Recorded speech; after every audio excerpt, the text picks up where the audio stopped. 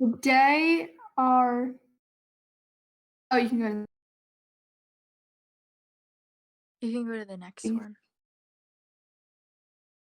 So today we're going to be presenting about networking, the PR team. Hey. Okay, so what is networking? It's the exchange of information or services among individuals, groups, or institutions, and it's the cultivation of productive relationships for employment or business. So it's basically just creating and maintaining relationships. And this is a quote we took because we liked the way it put what like networking is. It says marketing is a part industry driven and part creative thinking. Oh wait, I read that wrong. Anyways, with network marketing, it is also about finding salespeople with enthusiasm. When you hire people who are excited about your business and product, they will share that enthusiasm with others. An enthusiastic sales force leads to more sales and recruits into your marketing network. And at the bottom, we put networking is a form of direct marketing. And so, going back to what we learned on Monday about marketing psychology, it's basically applying those principles with personal connections. So step 1 to the networking process is networking in the modern world. So there are 3 general types of networking. So there's single tier networking marketing, which is you become attached to a program to sell their product or service, not need to do other distributors, and all your pay comes from direct sales. Then you have two-tier networking, which involves recruitment, but pay isn't solely dependent on it.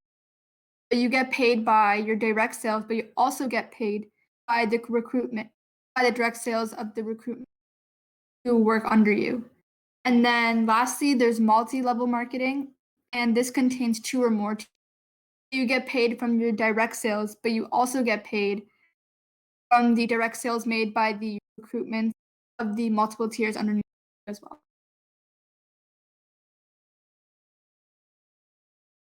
So this is just a picture we thought really explained it well.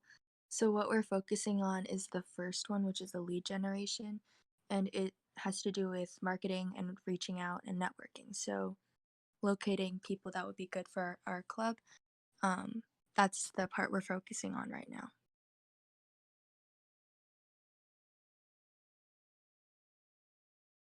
So step 2 is applying it to robotics. So get into the mind of a typical student at South and what are they looking for in a club? So step into the shoes and people want to work with people they know. So that comes from the social proof theory, which we taught on Monday. And robotics offers real world experience. So this opens up more possible networks of students as a high schooler.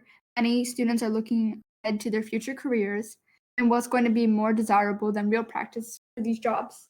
So in any team you work with in the robotics club, you'll always be able to be applied to the real world.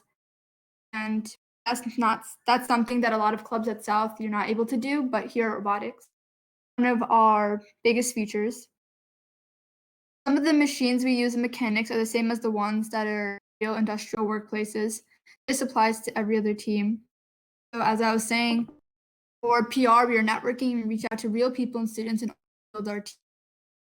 Remember that as we network and reach out to more students about joining robotics, we are determined our future success and strength as a team.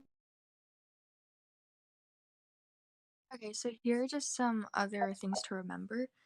When you're networking, the goal is never to convince the person 100%. You just want them to show up and show some interest in like experiencing it. So after they experience it, if they decide it's not for them, then that's fine. But if they never experience it and they're never really convinced to show up and give it a try, that's we don't want that to happen. So um as I was saying before, you want to get that personal connection and oh, right. Another important thing is taking what a student is interested in pursuing. Like, say a person likes to do art, you want to turn it into something that they could contribute to robotics. So we have a whole art club, I mean, art team for robotics. Um, yeah. And if someone that you reach out to agrees to show up, you want to create that schedule for them so that it's not them like having extra effort, if they're just trying it out.